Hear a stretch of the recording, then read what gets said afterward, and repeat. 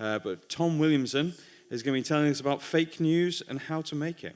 A truth-based talk, apparently. So it says on this bit of paper that I've been given, but, I don't know if I can trust that. Tom Williamson. Hello again, everyone. Yes, it's a great fun time to be a skeptic at the moment. So fake news is pretty much everywhere, and I'm going to talk about what it is, what it isn't, and how to sort of make it at the end. Thing is, fake news is really easy to find. It's just news that's fake. And Donald Trump is a very President Trump. We have to say President Trump now. Oh, still haven't got used to that. So Donald Trump basically calls anything that he doesn't like fake news. So obviously that isn't fake news. One of the things that isn't fake news is satire. People think that satire is dead. Satire is very much alive at places like News Thump and the Daily Mash.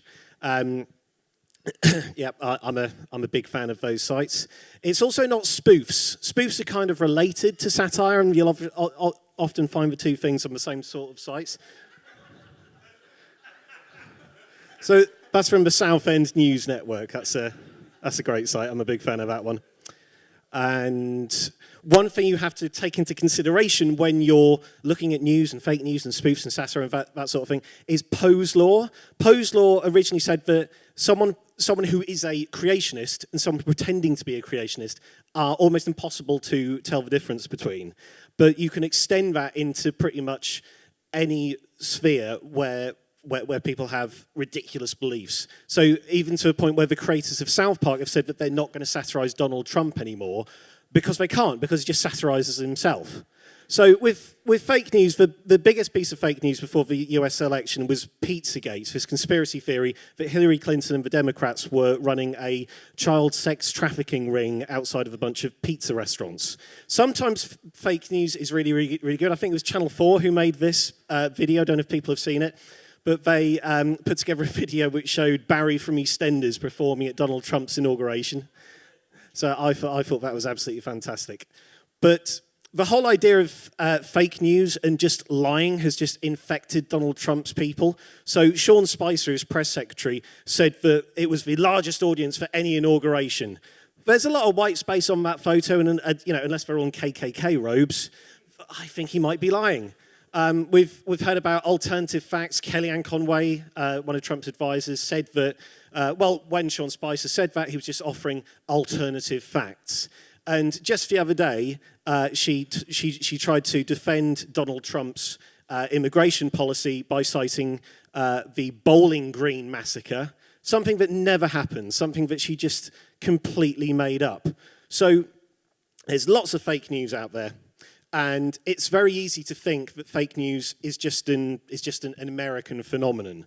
But the thing is, we've had fake news in this country for decades. It's called the right-wing press. So, it's the Daily Mail, The Sun. I'm in Liverpool, so I really don't need to go over that headline again.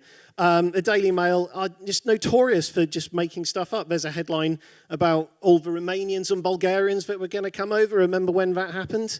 But I'll just show you a headline from The Express. Has anyone tried to read The Express? Yeah.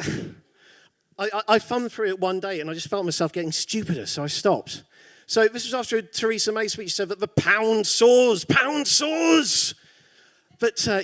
it didn't, just a complete lie. So there are things you can do about it. Check your facts. There's factcheck.org. There's a site called Snopes, which was originally just for urban legends, but they sort of branched out into politics and that kind of thing, which, really, really good site.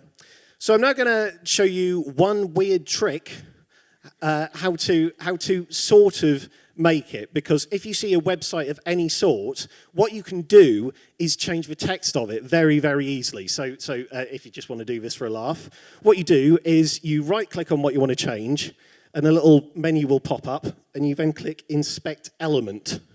And what that does is that will bring up a little inspector that you'll see in a minute that will show you what you can change. So if you want, you can just change that little bit of text there.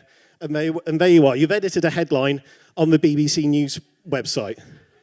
So if you go on Donald Trump's Twitter account, you can make him say all sorts of things. It's great fun.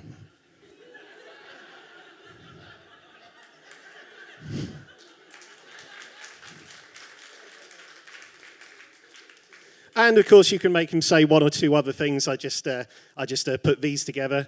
I just made him say, I've never seen a thin person drinking Diet Coke, and are you allowed to impeach a president for gross incompetence? Imagine him saying that. Remember what I said about Poe's law? He did actually say those things. But there we are. Thank you very much.